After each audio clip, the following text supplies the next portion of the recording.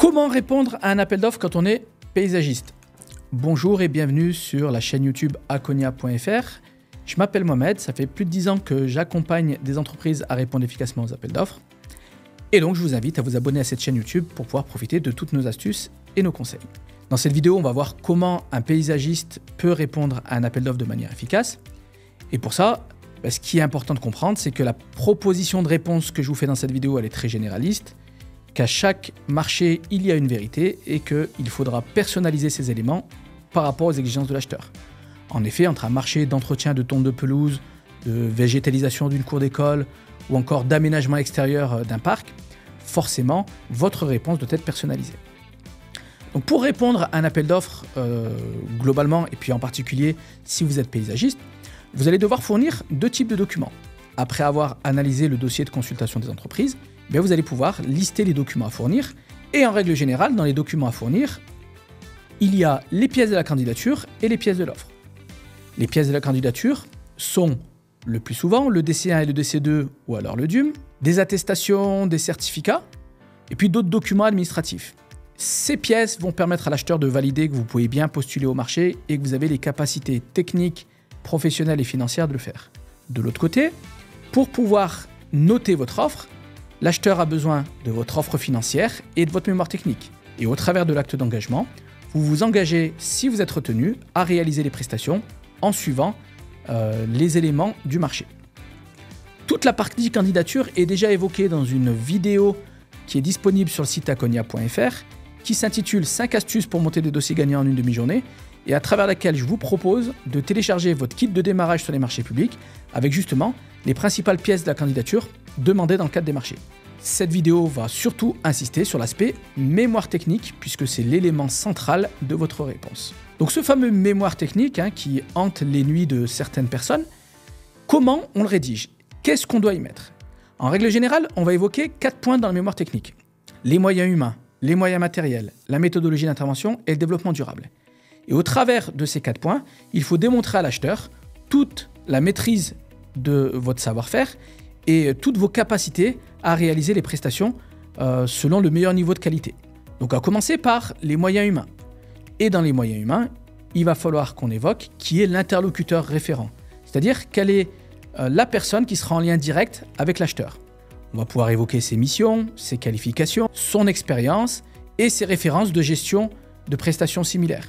En plus de ça, vous allez pouvoir évoquer le personnel d'encadrement, exemple les chefs d'équipe, les personnes chargées du suivi qualité, les personnes chargées du suivi commercial et de la relation client, et puis les opérationnels, c'est-à-dire les personnes qui vont réaliser les prestations. Dans tous les cas, présentez bien quelles sont leurs missions, leurs qualifications initiales et continues, leur expérience en essayant de la valoriser au maximum, et puis les références qu'elles possèdent. Pour aller plus loin, n'hésitez pas à présenter également votre politique de gestion des ressources humaines.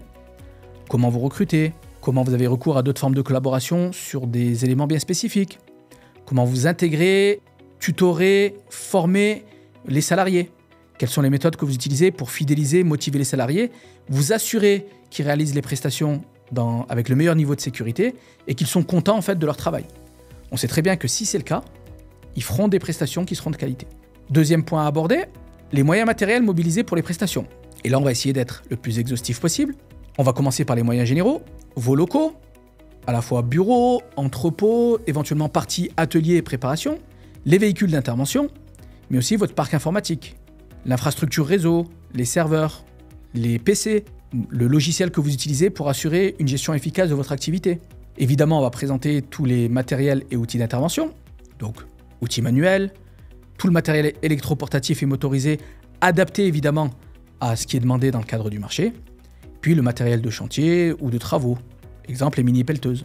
Dans le cadre de ces moyens matériels, vous allez certainement devoir présenter aussi les produits que vous préconisez, les fournitures et les consommables, donc tous les végétaux. Si jamais c'est un marché dans lequel vous devez planter des végétaux, présentez les végétaux au travers de fiches techniques si le fournisseur vous en donne, ou aussi en mettant en avant les qualités de votre fournisseur. Ça sera aussi le cas pour tous les matériaux de construction paysagère, bois, pierre, etc. et les produits et consommables, notamment utilisés dans le cadre de l'entretien. Enfin, en fonction des marchés, on peut présenter les équipements de protection individuelle que porteront les équipes, les balises ou tous les éléments qui permettent de signaler le chantier, tous les éléments de suivi et de gestion des chantiers, que ce soit logiciel, carnet de bord ou outils de ce type, et puis tout ce qui concerne la logistique et le transport, notamment les abris que vous allez utiliser pour pouvoir stocker le matériel sur le chantier par exemple. Donc vous l'avez compris, il faut personnaliser à chaque fois votre réponse en fonction du type de marché, et vous allez devoir présenter aussi vos méthodologies de travail, là aussi de manière personnalisée. Donc comment vous réalisez les prestations?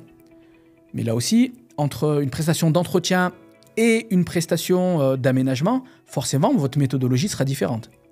Dans tous les cas, il y aura une phase préparatoire, une phase d'exécution, une phase de finalisation et toute la phase d'entretien. Pour chacune de ces étapes, pour chacune de ces phases, présentez les tâches réalisées, les moyens matériels et humains mobilisés et le délai d'exécution. Sur les accords cadres, vous aurez certainement à présenter votre méthodologie de gestion des commandes. Il est important de démontrer à l'acheteur qu'au-delà du fait que vous allez faire des prestations de qualité, il va aussi pouvoir collaborer avec vous de manière facile. Et donc, à chaque fois qu'il va vous envoyer un bon de commande, comment ça se passe? Qui fait quoi, comment, pourquoi et en combien de temps, afin de mettre en place la prestation dans les meilleurs délais et avec le plus de facilité. Enfin, on va aussi évoquer tout ce qui est méthodologie de gestion des aléas. Et là, typiquement, si vous répondez à des appels d'offres en tant que paysagiste, en cas de problème climatique, eh bien, comment vous pouvez intervenir le plus rapidement possible, comment vous allez pouvoir analyser les causes, mettre en place une solution, résoudre la situation, et puis, pourquoi pas, mettre en place aussi des éléments qui vont permettre de limiter les risques que ça se reproduise. Enfin, on va évoquer toute la partie développement durable, donc les démarches que vous mettez en place et les actions que vous engagez à la fois globalement, et là on a différents types d'exemples, dans le cadre de votre choix des fournisseurs, de votre politique d'achat, sur la gestion des déchets, sur la limitation des déplacements, sur la formation et la sensibilisation des équipes, mais également sur des aspects sociaux, développement local, insertion professionnelle. Et ce qui aura encore plus d'effet, c'est de préciser que toutes ces actions, vous les mettez en œuvre dans le cadre du marché pour qu'il y ait un impact positif de votre collaboration auprès de l'acheteur. Voilà donc des éléments qui vont vous permettre de répondre à un appel d'offres en tant que paysagiste. Si jamais vous avez des questions, n'hésitez pas à les poser en commentaire, je me ferai un plaisir d'y répondre. Pour pouvoir aller plus loin, découvrir 5 astuces pour monter des dossiers gagnants en une demi-journée, récupérer votre kit de démarrage sur les marchés publics et obtenir des réponses aux questions que vous posez, inscrivez-vous gratuitement sur le site akonia.fr, vous aurez accès directement à une formation d'1 heure. Si la vidéo vous a plu, cliquez sur le bouton j'aime.